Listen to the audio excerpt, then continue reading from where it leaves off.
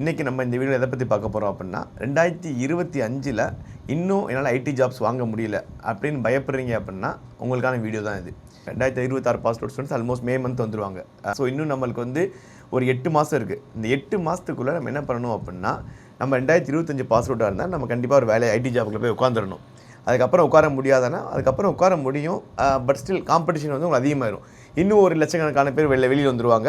அவங்களோட சேர்ந்து நம்ம கம்பீட் பண்ணுற மாதிரி ஆயிரும். ஸோ ஏன் என்னால் வேலை வாங்க முடியல? 2025 பாஸ் அவுட் ஸ்டூடெண்ட் நான். இந்த 2025 நான் ட்ரை பண்ணிகிட்டே இருக்கேன், இன்னும் வேலை வாங்கலை அப்படின்னா அதுக்கு மெயினாக 3 ரீசன் இருக்குது. First the most important reason என்ன அப்படின்னா, ப்ரோக்ராமிங்கை அவாய்ட் பண்ணுற ஹேபிட்ஸ்.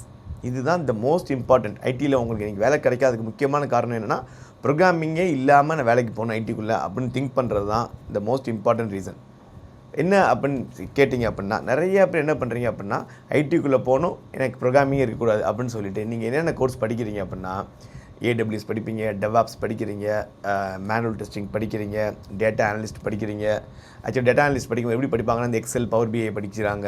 அதுக்கு டேட்டா சயின்டிஸ்ட்னு சொல்லிட்டு பைத்தான் SQL தெரியாமல் டேட்டா சயின்டிஸ்ட் படிக்கிறது, இல்லாட்டி சைபர் செக்யூரிட்டி கோடிங் ஸ்கில் இல்லாமல் சைபர் செக்யூரிட்டி படிக்கிறது, UAX, இந்த மாதிரி நிறைய ஏரியாஸ் இருக்குது. இதை படிச்சுக்கிட்டு என்ன பண்ணுறீங்க அப்படின்னா, நான் ஐடி கோர்ஸ் படிச்சுட்டேன், இன்னும் எனக்கு வேலை கிடைக்கல அப்படின்னு சொல்கிற ஹேபிட் தான் மெயினான ரீசன் உங்களுக்கு ஐடியில் ஜாப் கிடைக்காததுக்கான காரணம்.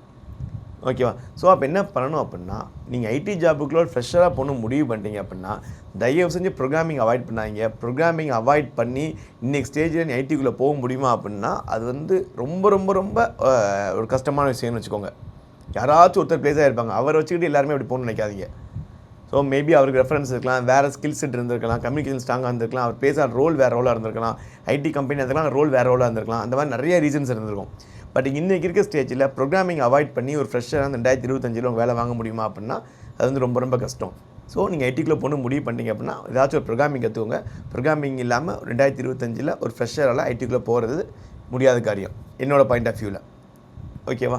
ஸோ நம்பர் 2 என்ன அப்படின்னு கேட்டிங்க அப்படின்னா, ஃபேக் ஹோப் கொடுக்குறது தான். ஸோ என்ன பண்ணுறீங்க அப்படின்னா, நான் டெவாப்ஸ் படித்தேன், AWS படிச்சுட்டேன், எனக்கு கண்டிப்பாக வேலை கிடச்சிடும். எனக்கு தெரிஞ்ச ஒரு அண்ணா வந்து அதில் ஐடியில் வேலை பார்க்குற, TCS வேலை பார்க்குறாரு, CTS வேலை பார்க்குறாரு அப்படின்னு சொல்லிட்டு நீங்களே உங்களை தப்பாக மோட்டிவேட் பண்ணிக்கிறீங்க. உங்களோட கைடன்ஸே டோட்டலாக தப்பாயிருது. இதனாலே வந்து நிறைய பேர் அப்படியே ரொம்ப ஐடியல் ஆகிடுறாங்க.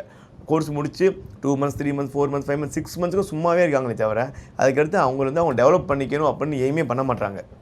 ஸோ இதுதான் நம்பர் 2 ரீசன். ஸோ நம்பர் 3 என்னன்னு பார்த்தீங்கன்னா, நெட்வொர்க்கிங்கே இல்லாமல் இருக்காங்க. ஸோ நெட்வொர்க்கிங் நம்ம எப்படி பில்ட் பண்ணிக்கணும் அப்படின்னா, ஸோ என்னோடய பர்சனல் அட்வைஸ் இது, எல்லாமே என்னோடய பர்சனல் வியூ மட்டும்தான்.